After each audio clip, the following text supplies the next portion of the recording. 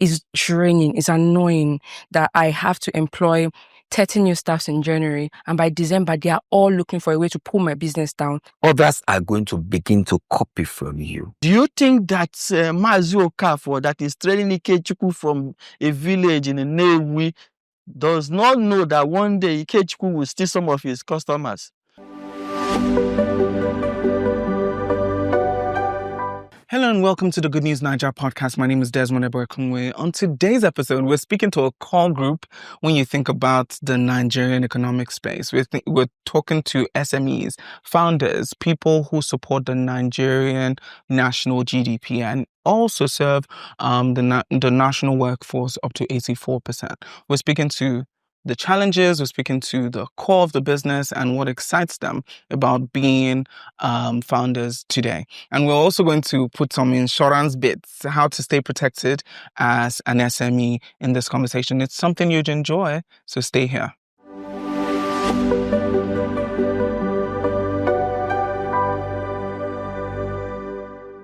Okay, good day, everyone. Thank you for joining us. So we're speaking to the business of it. So we're going to start with you. I can see your products right on the table. What is the core of your business that excites you the most, that keeps you up every day running the business? I think interest, number one. Interest and fulfillment, adding value to the society, the impact one has been able to or wish to make in the business, giving back to the society is part of fulfillment. Making sure that what you have to offer to the world, to human beings or humanity, it's what's doing. I think that's the most important thing that has kept me. My interest, number one, the value I have to offer, and the satisfaction of people that are coming my way in my business. Okay.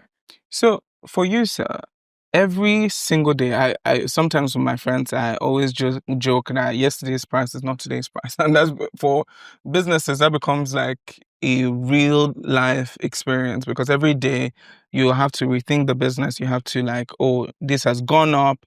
The price of this material is no longer the price of this material. I have to still think of my customers and their pockets, and also think of ways that I still stay in business and stay profitable. So how do you, on a daily, still find genuine interest and happiness while doing your business? Well, first and foremost, when you're passionate about what you do, the part of profit oftentimes becomes second, even though you're in business to make profit. But the passion is the driving force. If you wake up in the morning and you find the price of your product or material inputs going way up, you will always find a way to strike a balance. That's the first thing we do. In the industry that I find myself, there's something we do. You send in your quotes ahead of time. You are going to be given your order ahead of time. So there are possibilities, times that you will get your PO, maybe on Monday, 1st of the month. And then by the third day, when you are going to go into production, price that change. You don't go back to the client and tell them price that change. So how do you figure it out? Like those, you sent in your purchase on Monday, and then on Wednesday, maybe let's say it has gone up like 10%, and that's already eaten into your profit. How do you make it work? There are provisions for variations, regular provisions for variations. That's number one. Number two, what matters in such situation is you breaking even. Sometimes it's no longer about making profit. It's about keeping relationship. Yes, because whatever you lose now can be recovered in the long run. Don't forget that the end user, which happens to be your client, most of them are multinational agencies, they know that something has gone wrong. As soon as you go back to them, you are going to be on a watch list. You become an unreliable partner. So all you need to do is to find a way to manage yourself in such situations. But by and large, when you are running your costing, make sure that there are variables, there are provisions for variations per time, because it is obvious. We have seen instances where we signed an order on maybe in the month of April, and by May, there was a 40% increase in price. Yeah. Because it's an order that you have signed. The system had captured it. There is no room for changes. You cannot change it. You will have to find a way around it. It's not new. That's how we do it. Okay. I have a lot of questions to that, but then we're now going to move to you to also speak to your business. You are in the hair business, and it's one of those businesses that every day you go on social media and you see people talking about extensions, people talking about bundles, people talking about frontal. But you're trying to now bring China to Nigeria, which is trying to rethink the manufacturing of these products and how the hairs are done to make them retain the quality and make them cheaper. So how are you rethinking your business to meet that standard? Because again, a lot of these people, I would assume a lot of people travel to China because of, it's all the processes, the coloring and everything is available there. But then you are now trying to rethink the business to make sure that it's cheaper and also done quality-wise here. Okay, first of all, let me correct the ideology of what's called. People are not running to China to source already manufactured wigs or bundles because they are better. Okay. Or they are cheaper. People are going there because we don't have it here. We, as a small, tiny manufacturing business in Nigeria, I know we have a lot of Nigerian customers, but we have a lot of people from Texas, Canada, all of those places writing, and they would prefer to order from Nigeria than from China, but we can't carry the capacity. Like if someone ordered, we always end up falling short on delivery dates because we don't have the manpower to carry the order. So people are not going there because, the jobs are better. No, obviously not. When it comes to fashion and beauty, someone in Texas would rather trust a Nigerian than trust someone from China. But can we carry the order? Can we carry what they want us to deliver? No. So maybe we'll end up saying, okay, give me 10 or 15 and then the 1,000 order will go to China. So it's not a case of, I'm not struggling with China. I'm learning from them. I'm not creating these things myself. I'm learning from them and trying to grow the capacity to do what they can do there, here. And the good thing is that they're not even struggling with Nigerians. They are open. They're ready for us to learn and do the same thing over here. Can money fix that problem? Yes, money can fix my ability to leave Lagos and go into rural areas and actually get people the manpower I need. So that's the way money can fix the hair extension manufacturing problem in Nigeria. Going to places where people are really not making anything and teaching them these things, because those are the people that actually do the manufacturing in China, not the modern cities. The people who are doing the hair extension manufacturing in China are inside their villages. So the way money can fix this is I can go into those rural areas and give them a source of living, take those already manufactured hair extensions and sell abroad. Okay. Doctor, you've heard a lot of these SMEs who are on a daily trying to rethink their business, also trying to support the economy with the number of people they hire and then how they service people on a daily. For you, from the insurance bits, how do you protect these people so that they have one less problem to deal with? What are some of the coverage that they can think of to ensure that they stay protected as a business, so that they know that, my job is to now scale, but then you know that anything that has to do with the business, you're protected? Okay, thank you very much. When I listen to the three producers or the three business people, I can see a lot of risk, a number of risk, potential risk in the value chain of their production. Like the last speaker just said, there's the most pronounced one here is reputational risk. When he was talking about the people in Texas preferring Nigerian-made hair extension. But against that, like in any other production, these people are faced with a myriad of risk, but not all of those risks can be managed by insurance. And so insurance manages a kind of risk that is called insurable risk. They have marketing risk, they have financial risk, they have production risk, they have legal risk, they have reputational risk. But where insurance come into play is that we'll provide insurance solution for those risks that are insurable risk.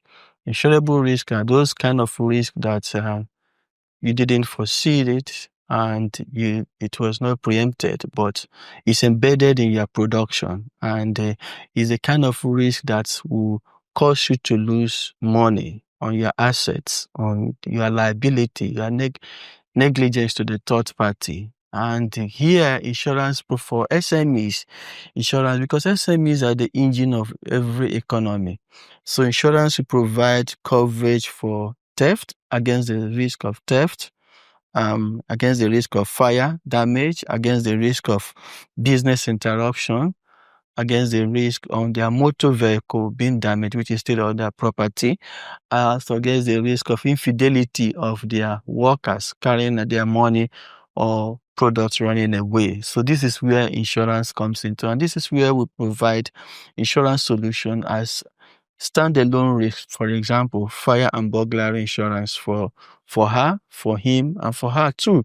Or we can look at the risk that they are faced. We can do what we call SME bundled insurance protection, which covers material damage, theft, malicious damage, fire outbreak, the negligence, third-party liability, even to their workers and employers' liability as well.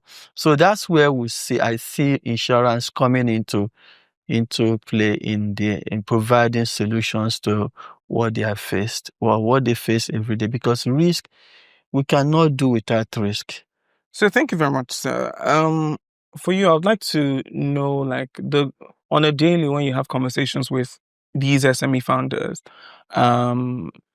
what are some of the fears that you feel that they have, and how do you protect them? As part of what we do on a daily basis, it's right that we have reasons to engage owners of businesses, SMEs, in terms of what they are most cared about as far as their business is concerned.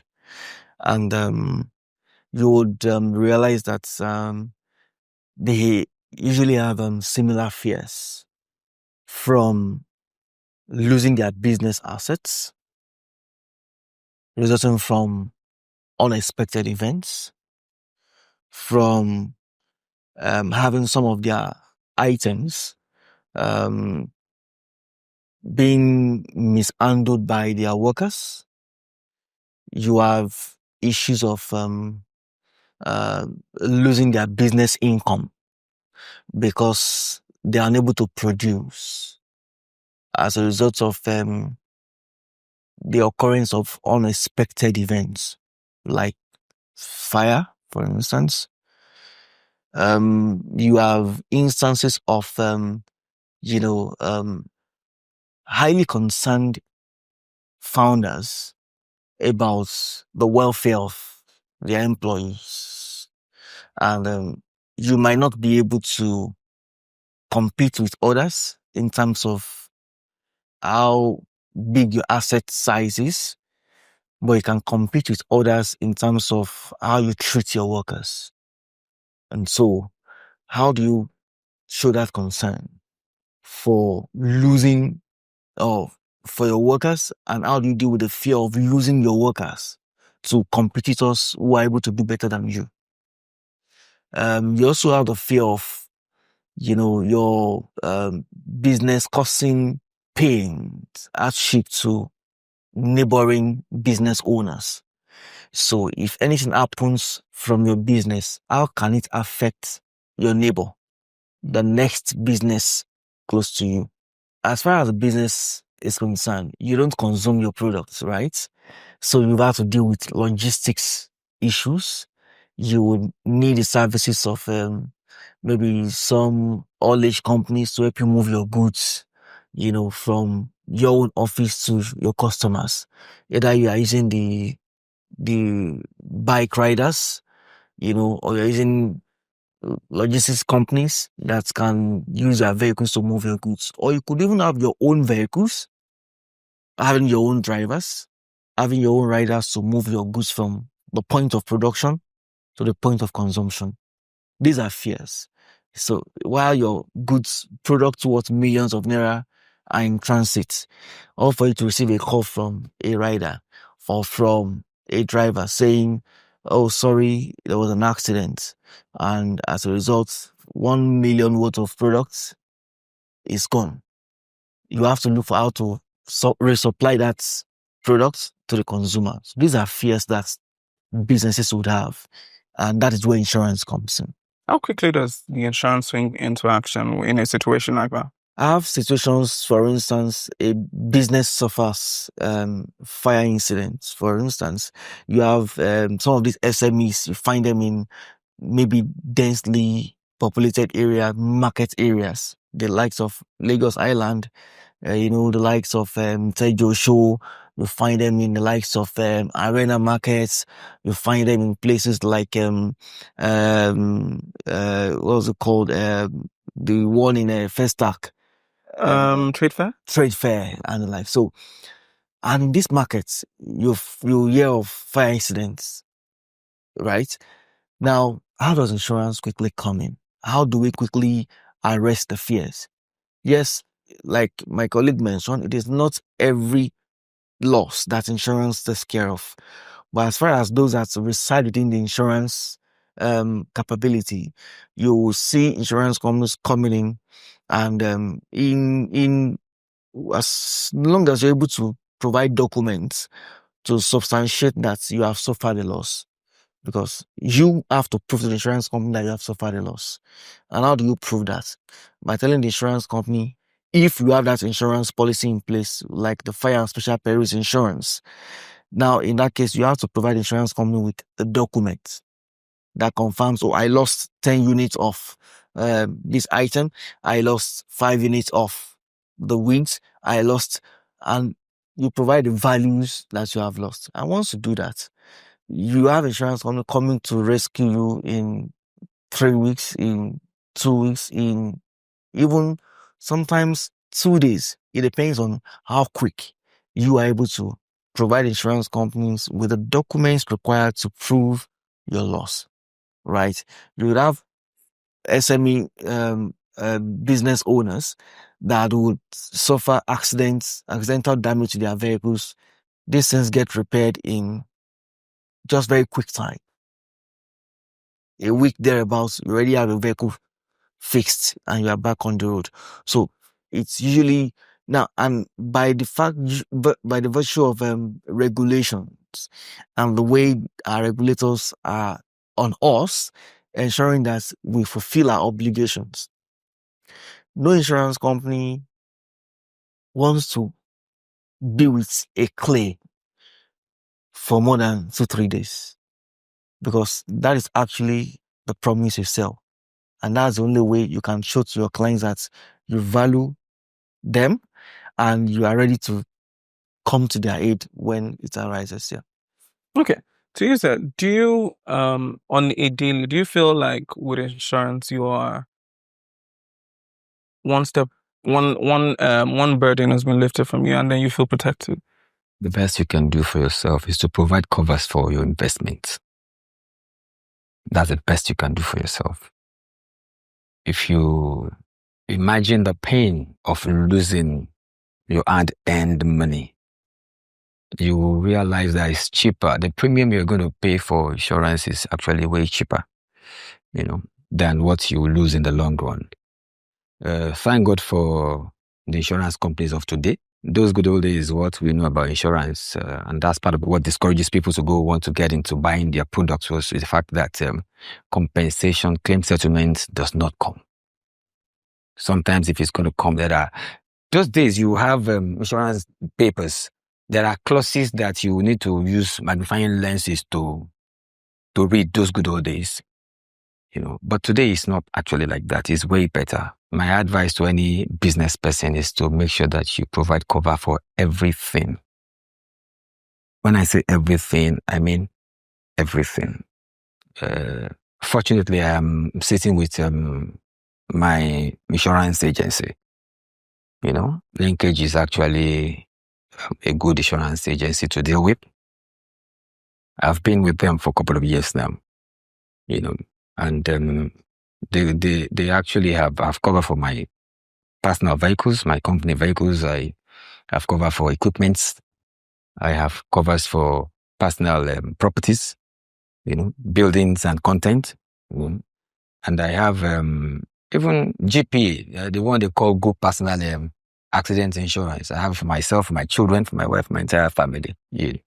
So as far as bringing you back to the state you have before the occurrence of the incident, I think it's the best you can do for yourself. Somebody said insurance is in case shit happens. You are restored in case shit happens. So you must have a mindset of in case shit happens, how will I be restored? Do you agree, Ma?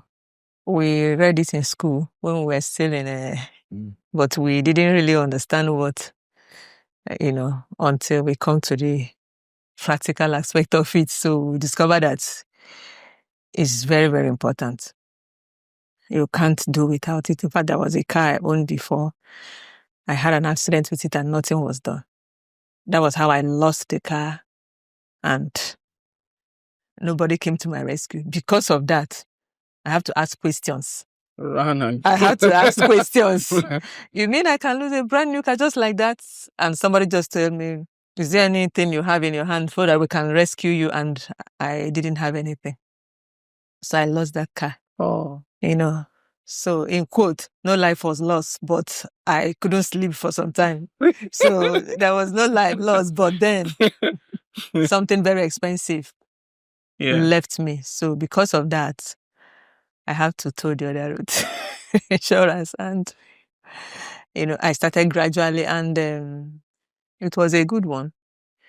But just like he rightly said, those days it wasn't but now things are, we can have some soft landings, without having to worry so much.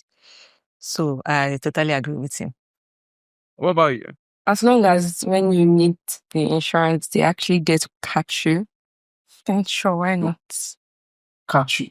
Yes, catch you. Like they shouldn't leave you hanging for 3 weeks when your office got burnt. Then what's the use? But outside that, sure, and if they do what they're supposed to do, why not? I'm in support of it. Okay. So this is going to be the final question, and then we're just going to just speak to the core of the business, which is there are many fears when going into business. So you see a lot of people saying, "Oh, I'm not sure I want to become a CEO. I would rather do a 9-to-5 work on the structured business." But for you who's tasted the highs and lows of the business, would you advise people to get into entrepreneurship? Because every day we think about business. We think that for the Nigerian economy, we need more people to become founders. We need more producers. We need more people to be able to export out of Nigeria to serve Africa and the world. So do you think more people should get into business from your experience? And what's one thing that they should know before getting into it? Honestly. Thank you very much for that question. That's the reason why you call them CEO or CEOs. In this world called CEO, there is nothing like fear. It does not exist. It should not exist. We swallow fears. I use the word swallow because we want to know and we want to exhaust every avenue. We want to make sure that there is nothing like fear. For us to be there, we have conquered the fear. So it does not exist. So we want to open all the doors. All the doors, not few doors. We want to open every door to welcome people that want to come and participate in this. Because the truth is that we are not meeting up. So if we start presenting fears, then how do we cope? We're already getting choked. So we need more people to come and be part of it. So if we start presenting fears and, then we are not ready. And we are ready. We are ready a long time ago. We are long overdue for it. So there is nothing like fear. There is nothing like fear. I can't convince you to be part of what I'm doing if I'm afraid. Oh no, it shouldn't be. It shouldn't be. We are the one to take the fears.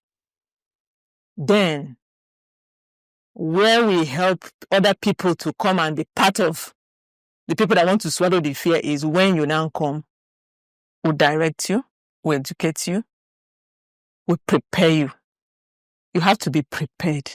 If not, armies, is it armies? They won't go into the forest. To conquer who? The person that have what you have more than you, but the person is telling you, I want to go there. The person is prepared. So you can't confront your fears when you are not prepared. So there is nothing like fear. Even if it looks as if there is fear, we know how to combat it. You don't seem to agree. I don't think I'd advise more CEOs in Nigeria. I feel there should be more structures to help the already existing businesses become medium than large scale. Everybody wants to be a CEO. Everybody's a small business owner.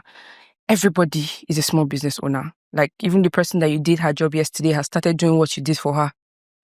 It's draining. Maybe because I'm younger, so I'm saying it from a different perspective. It's draining. It's annoying that I have to employ 30 new staffs in January, and by December they are all looking for a way to pull my business down, run with my customers, take my jobs, ruin my name so that they can get their own started. There needs to be some kind of structure so that people are okay with working under people. The reason why someone who works in an establishment like this will say, oh, I would not like to start my own business. I would like to work under a structured organization. I think we are plenty that wants this. It's not everybody that wants to be a CEO. It's because you are working under a structured organization. Come out to the real world. Come out and meet people who just left university. They don't have or did not even go to school at all. Come and meet people like myself that has to train that young girl that came from her village and she did not even have where to stay. I have to look for a means to pay for accommodation and train her. And after training her, she will still ruin my name and go and start a business with my brand name. Come out of the structured organization and you realize that there are more people who want to be CEOs than those who actually want to hold the hands of the young CEO and say, let's build this business together. If I've had people who has held my hand since 2022, I'll probably be way more than I am. But I have more people saying, let me learn, see what she has to offer. Let me learn, let me run away. So no, I'm not in support of encouraging people to become CEOs. If you can take it, you have a vision, you have a fresh idea. You're not stealing it. You're not grabbing it from somewhere. Why not run? But if it's someone's idea, if it's the idea from your boss, from your colleague, from somebody, come on. Offer to help, offer to invest, offer to work together, build a company together, ask for a part of it. Put your efforts so that we don't have so many small businesses and nothing is growing. If China continued like that, they would not be China. There was a point where they started, I'm not good with history of government, but there was a time when I feel everybody would have been a small business. Then the government provided assistance and encouraged the citizens and all of those to help those CEOs become something. If everybody becomes a CEO, if all the CEOs, according to her, we all tell those that are coming in, there's no stress. Don't worry, come and join us. We will all be CEOs. Tomorrow, you will paint your house yourself, you wash your clothes yourself because everybody's a CEO. Nobody's there to do the job under. And at the end of the day, one person, maybe when I started, I had the mindset that I'm the business owner, but I say it's the last. But the more I stay in business, the more I see shege in business, I realize one person cannot build a business, especially when you're not looking for a business to eat. You want to have more. You can't do it alone. So when you see people come and stab you at the back and walk away, you start asking yourself, God, who is going to actually do this with me? I'm good at creating the ideas. I'm good at structuring how the idea should go, but that's where my potential stops. Everything else from there, I know I'm zero. I'm not a people's person. stay with me in 2 days, I will piss you off. Now imagine how I piss off everybody that comes to work for me. My auntie will always say, Bono, read a book about managing people. You're horrible about talking to people. Bono, do this. Bono, do that. I cannot build a business alone. There's supposed to be the owner of the business, the HR, the 7 people. We all want to be CEOs. We all want to produce hair extensions. We all want to ventilate. We all want to make wigs. Let's build the business together. In 3 years, 4, 5, 6 years, will be a competition for people out there. But no, those 7 people, they want to pull down that person that started, that they learned from. You're going to fail me if I give you the key to success. Can I pay you? Excuse me, sir. Sorry. I understand what she's trying to explain. Yeah, but I was like her before. What if you I just want to give you people free consultancy for this problem. Okay, you know why? You know why I'm coming in? I understand your pain. You just have to prepare for it. You can't run away from that. You prepare for it. What you are doing right now. Sometimes preparing means you will stumble and fall and stumble and fall and start having pain. Just as long as you don't want to run that alone. These are the challenges that CEOs encounter. You employ somebody today. This product, this auto car wash product, is in Delta State and is not my own. I'm not worried because I am prepared. I'm not afraid. Why I said you swallow the fears. Funny enough, the person is indirectly advertising me. You can't run away from it. So you have to be prepared. That is why we look up to people that they have done it before us. Any human being that comes to you is looking for, in quotes, what he or she will get from you. Yes. If you like, go to Harvard and get your knowledge. They are not interested. In fact, somebody will brand, the first name I gave them to register for me was taken away from me. The person is not even using it in the market. The person prefer let it be there. It's over 5 years. My name is there and the person is there. Somebody is selling my product. It's not his own. But I know what to do because I've been advised. I've been told. Allow the person to run with it. You can't start covering everywhere. You will overwork yourself.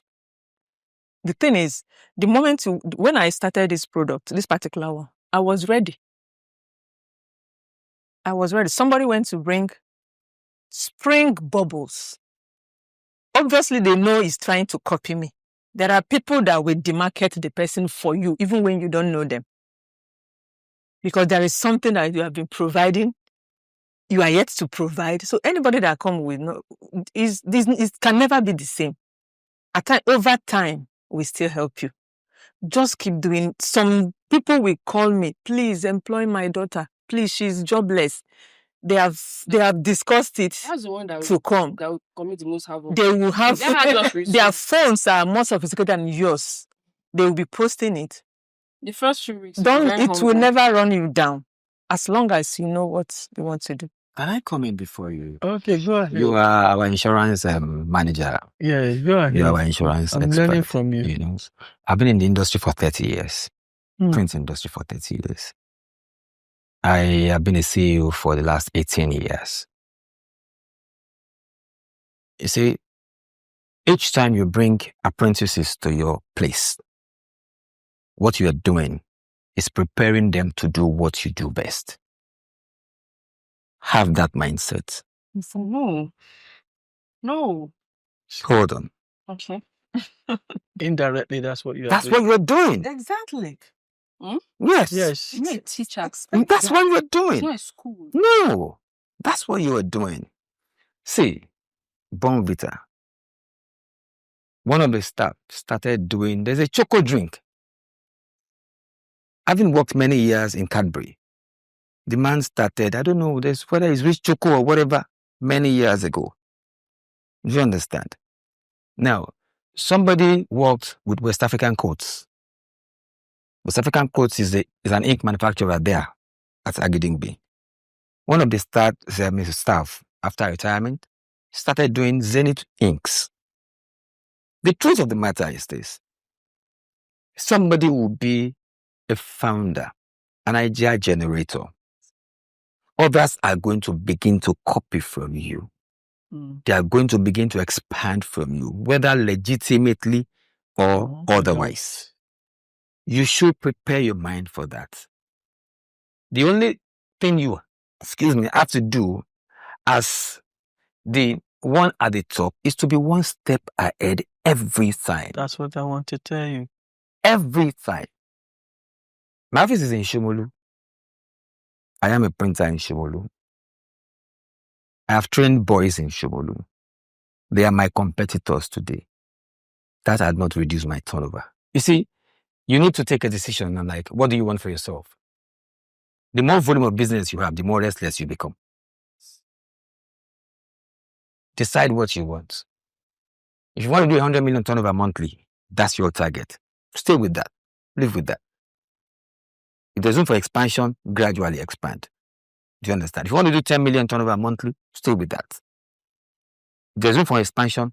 But the truth of the matter is that every staff, let me tell you, the workers of linkage, some of them are going to own insurance companies in the future. That is how it works. Businesses that you don't see people start to set up are businesses that have excessively huge capital inflow. If it doesn't, the window is open. Do you understand? So don't get yourself worked up that the people you are training.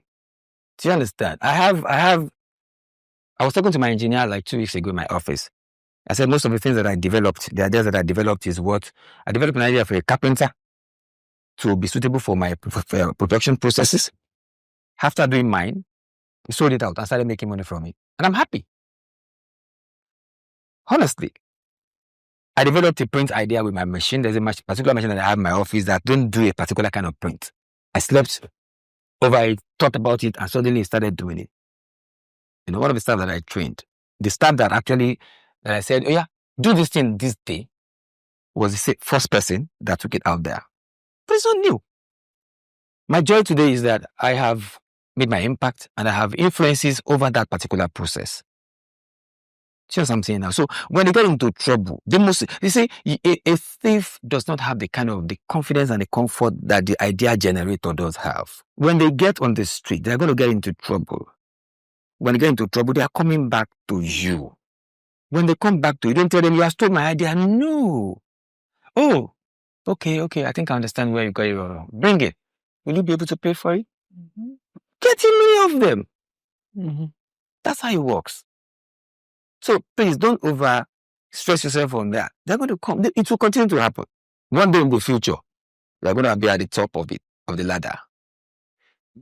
At that top level, you now I have different categories of people that I'm not bluffing. If you cross the other side of Chomolu today and from Onipan bus stop, so you are looking for Oga, I'm the only one. That's my name. Can I ask you a question? Yes, do please. If you do not have so many people steal your ideas, your creations, do you think you would have gone way further than you are right now? No, I don't think so. Sir, I don't think so. how did you get it? Let me explain something. That's your own idea. Your own idea. So I feel like companies or brands are supposed to have their secret formulas. That's your secret. What you found out about the machine could be something that will make people keep coming back to this. I don't know how he does this. So they keep coming back. Come back. And the ones that patronize your customers, but they have taken it. If I come to you and I have issues with you or your price is too much or something, I will go to one of the 100,000 that they have taught. That's the market. That's the competitive market. That could have been your company's secret to taking over not just Nigeria, the whole of Africa. My dear, you see, you are not running monopoly. It's only when you run monopoly that you think you want to be the only one. You can have competitions who come up with their own. Competition is always unhealthy. Take it or leave it. It will stress you. Seriously. If everyone who works in McDonald's went there and stole one secret recipe to go and start Donald's Max, do you think McDonald's would be as big? You think they have not stolen recipe from McDonald's? Actually. Or still, I feel like they still have secrets. No.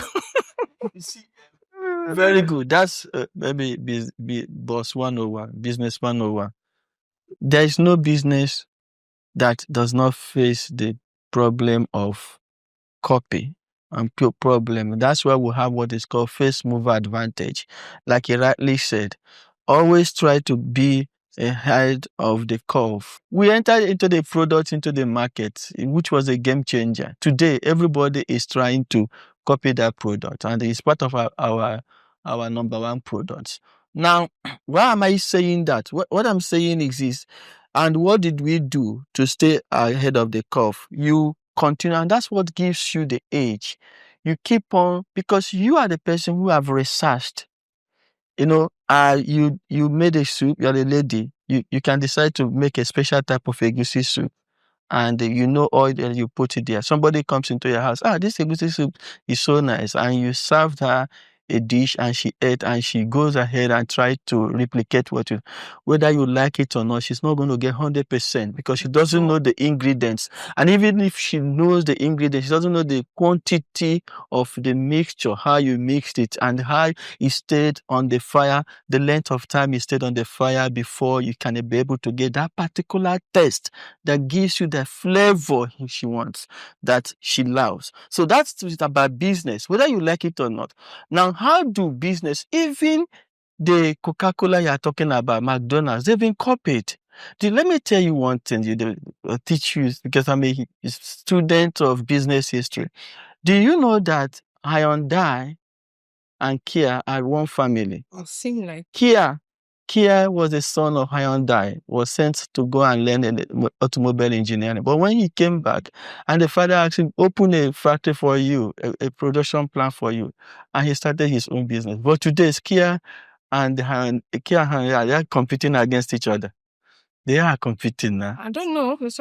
They are competing, father and son. Now, there are a lot of, if people don't copy you, that means you are not relevant. Yeah. You are not relevant. But the best thing for you to do is to stay ahead of the curve, to stay ahead of the game. Now, even where industry try to do what is called barrier to entry, because it's one of the things to do. You have physical and the technical or physical and non-physical barriers to entry to raise the amount of money you will stay. If your industry can come and say, you can't set up hair extension factory if you are not up to 10 years in the industry under someone. That's setting up a barrier to entry. That's why I say you pay me to consult for consulting. So if people form an association, said, okay, to save ourselves and save these mediocres who go, because they spoil your product too, they spoil your name, because they can produce uncooked products and think that everybody is like that. Now, to do that, you raise the barrier to entry. You say, before you set up your business, you must have stayed 5-10 years under someone, and you must have this kind of capital to set up business. Then you must register with people so and so. Then you must have this equipment, and what you are doing is that you are bringing sanity to your industry, to your sector. So if you form an association, then you can do that. But if you don't form an association, people are going to come. They copy Coca-Cola, they copy Pepsi, they copy, everything is copied. Insurance industry, they were copying linkage too. So the thing for you to stay ahead of the curve is that at every particular time, you hold the 4 S's. You know, if you have read James Halliday's novels, he said there's one particular one, say, I hold the 4 S's. At every time, people try to catch him, but he has a winning strategy, he will escape. And that's the only way to escape from. But the issue of first mover advantage, that is what we call the first mover advantage. And there's also something we call the second mover's benefit. Because the second mover just come up, you have done research, slept overnight, like you rightly said. She said she has mixed these things, did the all titration, everything, and even put some in the lab to wait, and before you know it, she listed her ingredients, and somebody just copied it and put there. there are two things. When I was starting, I thought about reputational risk. So you have the reputational risk, her brand is going to, because the people who want to copy blindly. Yes. Any copycat is copying blindly. Yes. So when you copy blind, or like what he said actually is the truth. If they're coming back, they have to pay a price. And next time, another thing that you do is that sometimes if you know that people are going, you don't trust your apprentices. Now, if there are 7 steps, make 5 steps public. There's a friend of mine, I know a friend of mine who is into cosmetics. I'm not going to mention his name here now, but it's everybody knows it. But when he enter into production, he doesn't take everybody his chief chemist, although he's a chemist too. We're in the same university. He doesn't enter into his lab, the main lab, with everybody, no matter how you trust you. So he will do the fakes, mixture, titration, compounding. Then he comes to the second lab where, okay, flavoring and putting all the ingredients you can come and the rest of it. So that's why I say you pay me for, but you not pay. Take it from your insurer. Now, from insurance point of view, we insurance people face it. Shewa and I are into product development.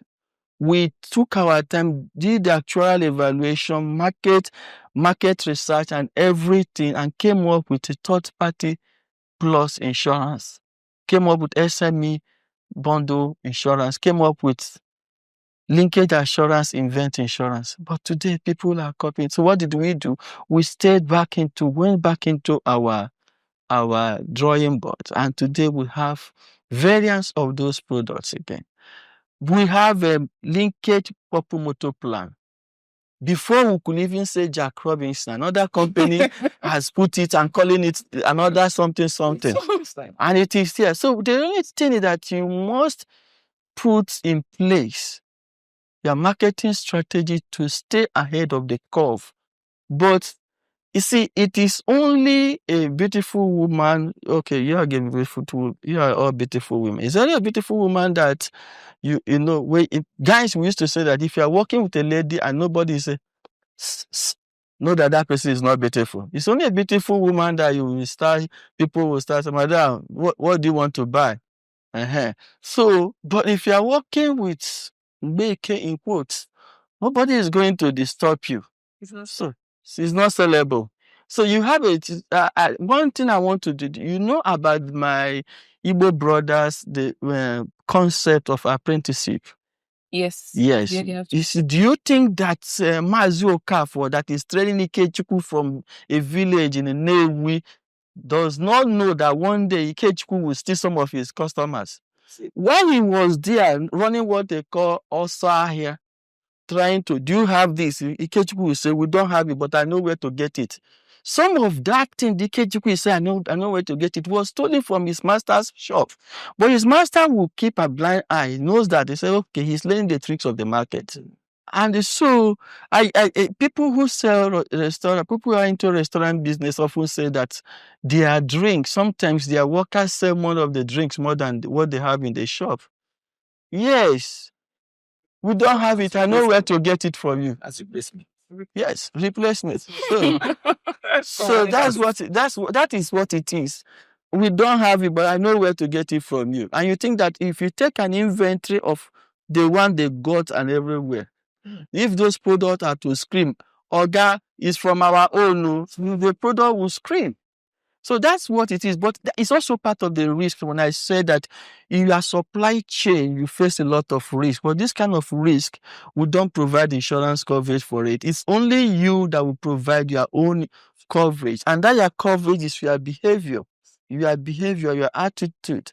And I want to correct one thing. You are a people's person. Do not tell people that you are a peaceful person because you are not selling yourself. Now, nobody is born with all the attributes. Some will learn, some will listen, some will develop ourselves. So, So what you do is that one of those things you have to do is, what is making these people to run away from me? is there any way I can win some? But definitely you are not going to win everybody. Out of the 12 disciples, there was also a Judas. There must also be a Judas factor. You can't do without Judas. Ete brute, even thou Brutus, even you Brutus. You must always have an outlier in your folk. So don't trust everybody, but don't have the mindset that all of them are going to be the same. Of course not. Some will still stick with you, whether rain or sunshine.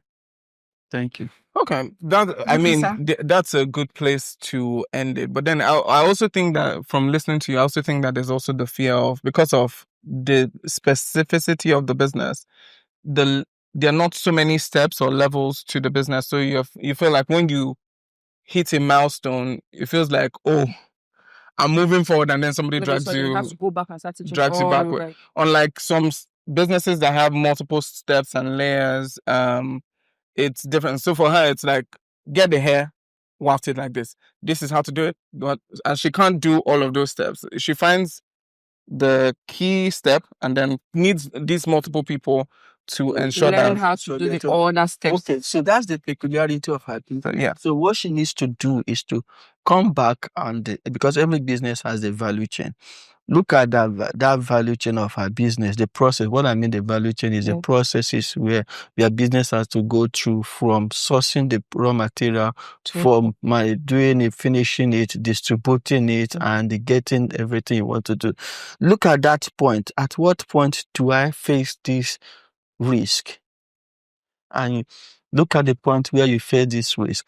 Try to come up with your own risk mitigating factors. And also try to put in, like you rightly said, when you want to get people in to work with you.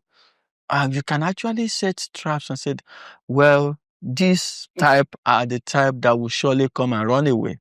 But these are the type that will actually stay back with you. Now, I'm not going to give you, because I'm not in your trade, but you know them very well. So you must have had a profile of those who ran away from you for a second time. There's something peculiar about them. It's either the way their mouth is, or the way their nose is, or the way they walk, or the way they think, or the way they eat, or even the way they look. At the end of the day, I feel like experience time is best teacher. That's correct. Healthy competition. It's healthy. I want to. What they call healthy competition. Yeah. So healthy competition. When I started with just 2 formulas, but these people actually they are helping you indirectly. Today I have 8 formulas. Mm-hmm. If you steal this one, you steal this one. You can't steal the other ones. Business and some of your businesses will not be able to relate to what I'm experiencing here is because of your production process. If I copy you, I can go on YouTube or somewhere and learn how to make soap, and I see the color and the packaging of your product.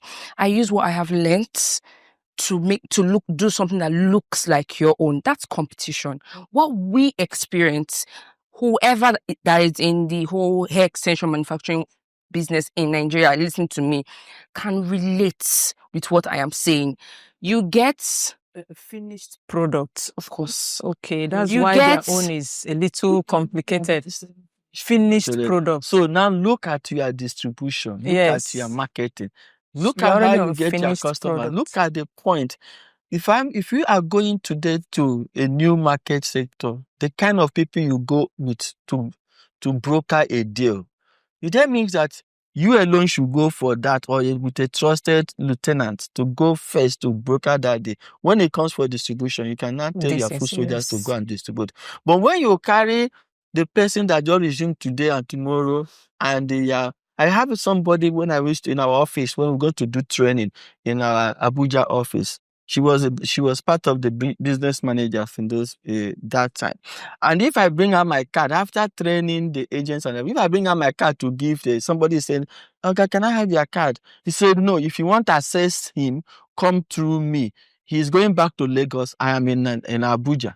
So after the first or second time, I thought of it, and I realized she's removing a lot of headache from me. 2, she's trying to make those people to stay with her.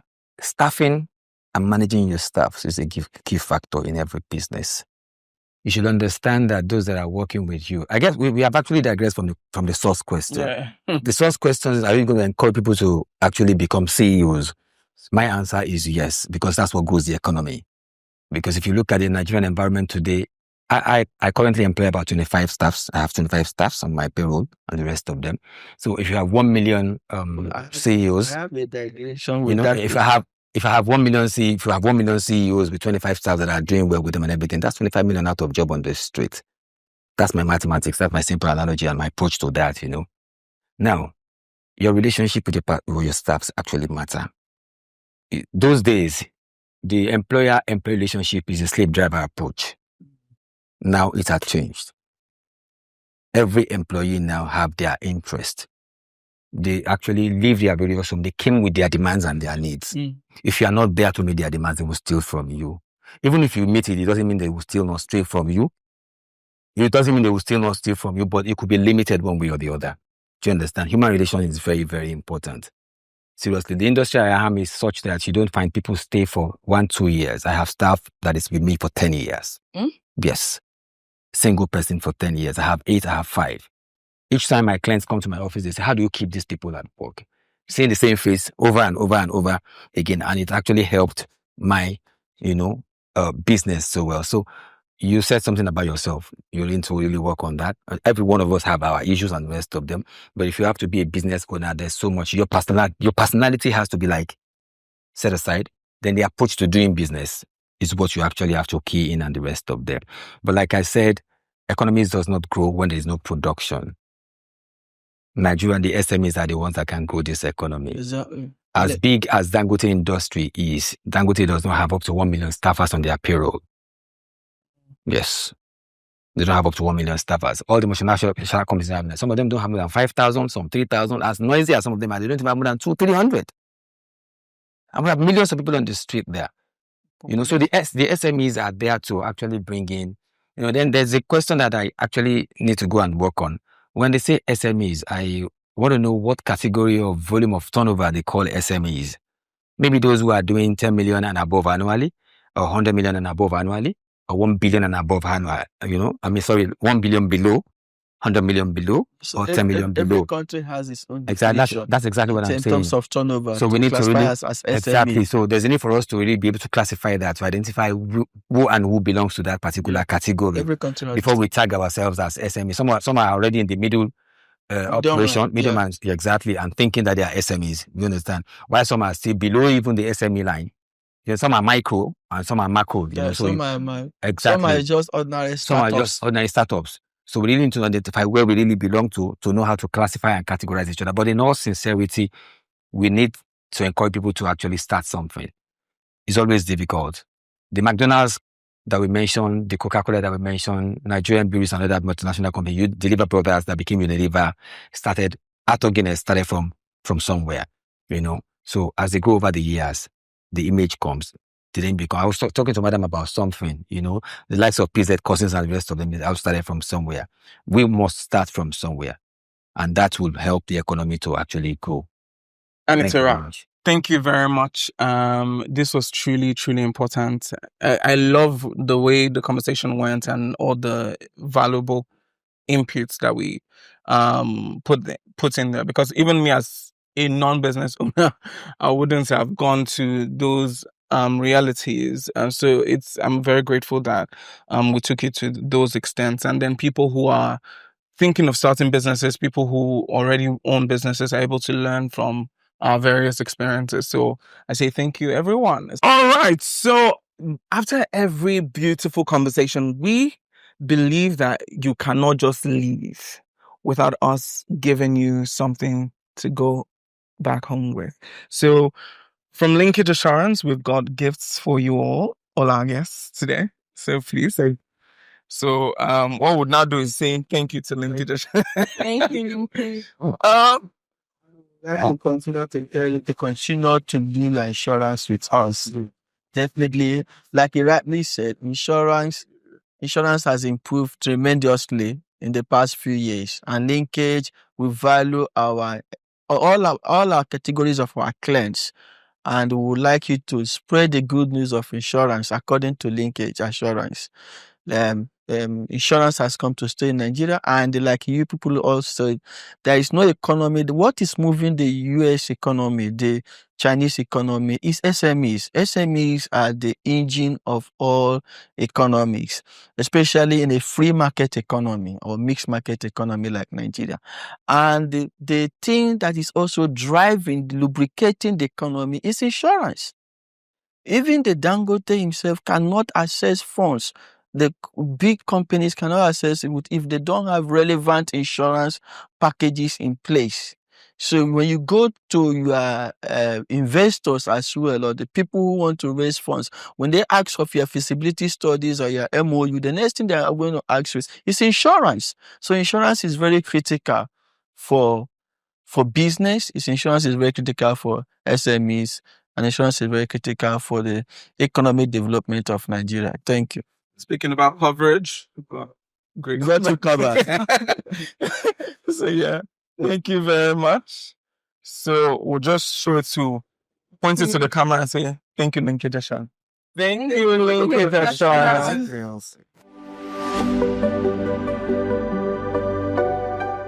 So this is still the Good News Niger podcast. Do subscribe to our YouTube channel at the Good News Niger podcast. Like this conversation, share, of course. And of course, you can find us on all social media platforms, Instagram, Twitter, Facebook, LinkedIn, and of course our website at thegoodnewsnigerpodcast.com. Do have an amazing day.